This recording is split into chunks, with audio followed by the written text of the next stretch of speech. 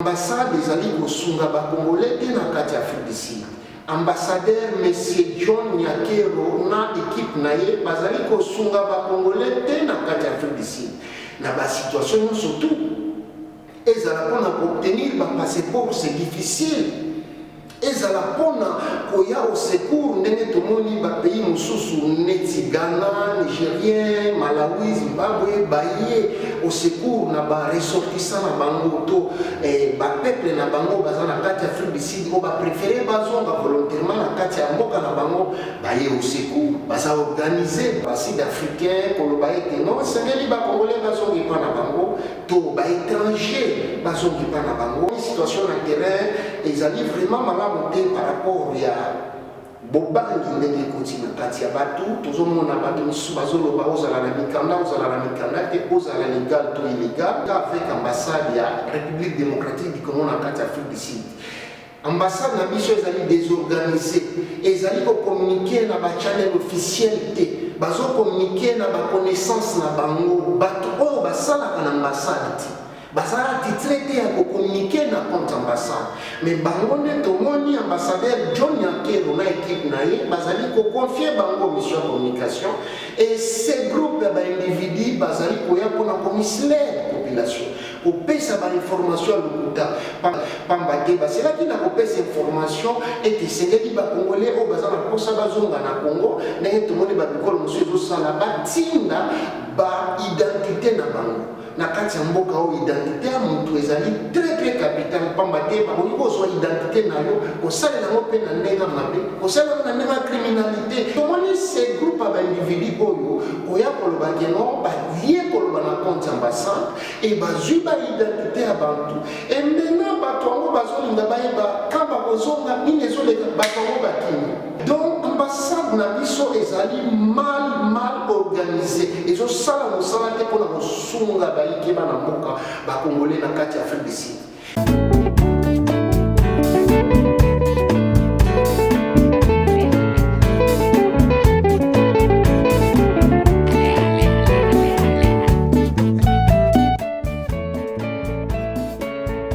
Mes chers compatriotes,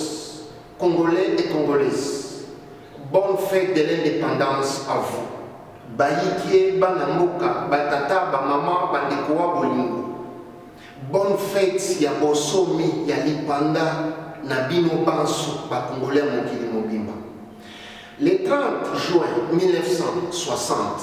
le 30 juin 2026. Et ça les sikolo 66 ans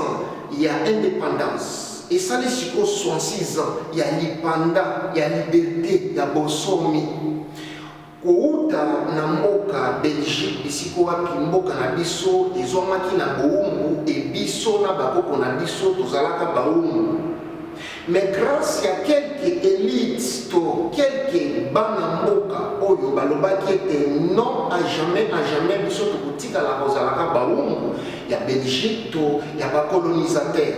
et bangajaki lit na bango politique physique na genre surtout et les longues na yo tozali libre tozali kodondo tozali na liberté alors na kena lombangu na kozongisa matondo epa na bango kozongisa respect pe kopesa merci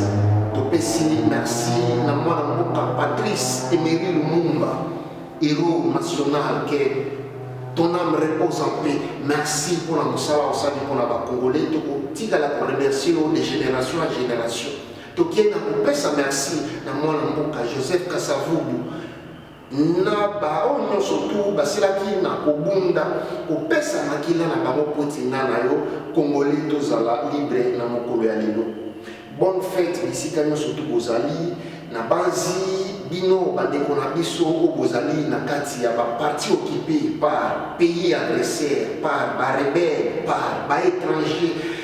neti bandeko na biso ya Goma bandeko na biso ya Bukavu ya Kishishe partout tozali na bino elongo tokobosa na bino te Congo ezali moko pe kotikala kaka moko oui nzakomba nzambe apesi biso ba richesse o isali ete ba ennemi bapaya envier biso alors baya pour déstabiliser biso et déstabilisation tous en ango to sili na kobongisa déjà ba Congolais plus de 6 millions de Congolais massacrés tiwe sauvagement pe na kati na bango majorité bazali basi na bana minimum na bino pe manakimia to kobosa na bino te to continuer ligue de génération en génération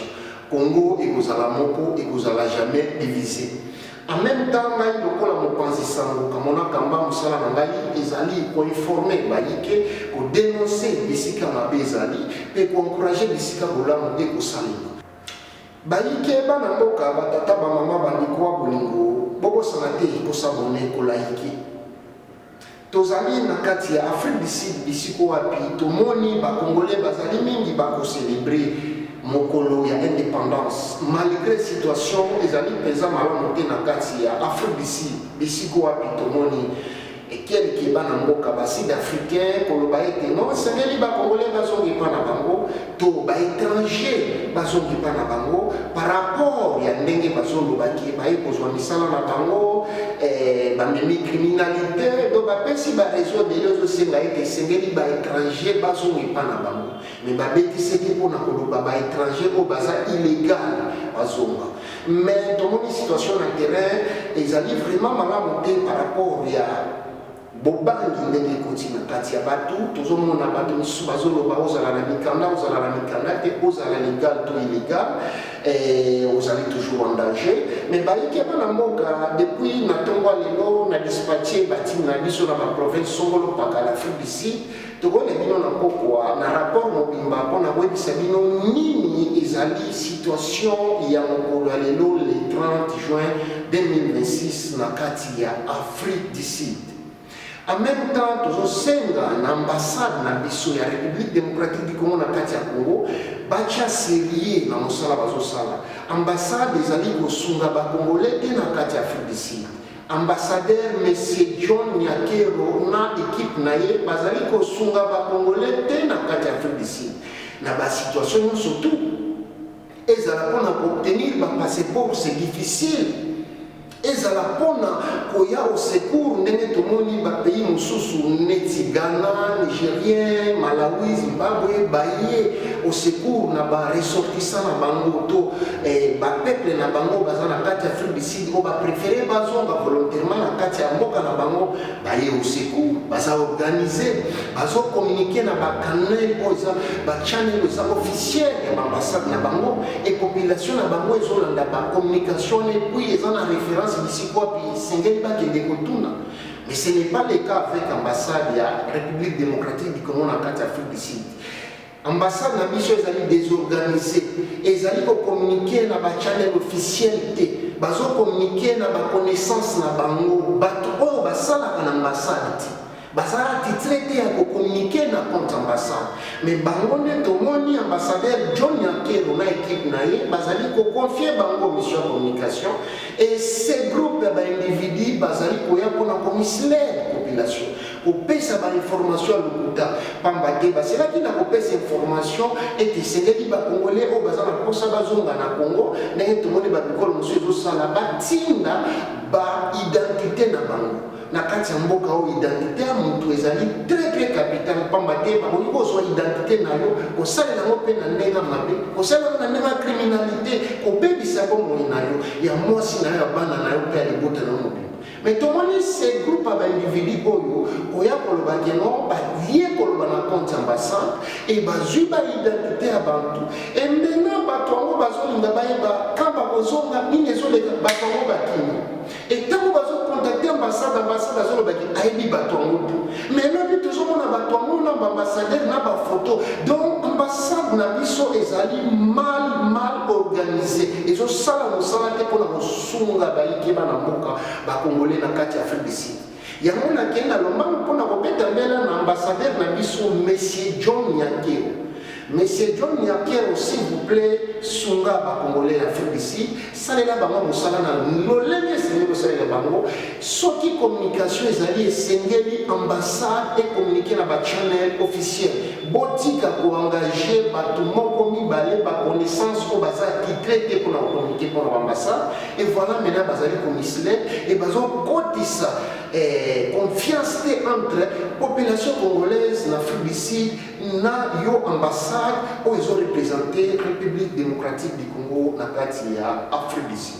Merci Minibaïki Banamboka, on a démontré qu'il y a longtemps qu'on a remanié le bino, ou pèse bino situation, il y a Afrique du Sud par rapport, il y a Ndenge Boka qui n'est pas Makambozo Kende,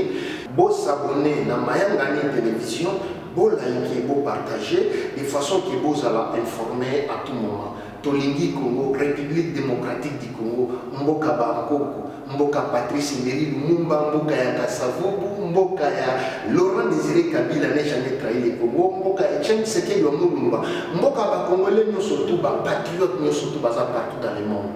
Mes chers compatriotes congolais, congolaises, bonne fête de l'indépendance à vous. Na compte na Mayangani télévision où t'es pas journaliste d'investigation Patrick Chimanga Tata Mayangani moi ya maman Christine Kalanga votre humble serviteur. Merci, portez-vous bien chez vous et na bino tout le monde ni embarrassé. Nous avons pas pour la bino. Merci.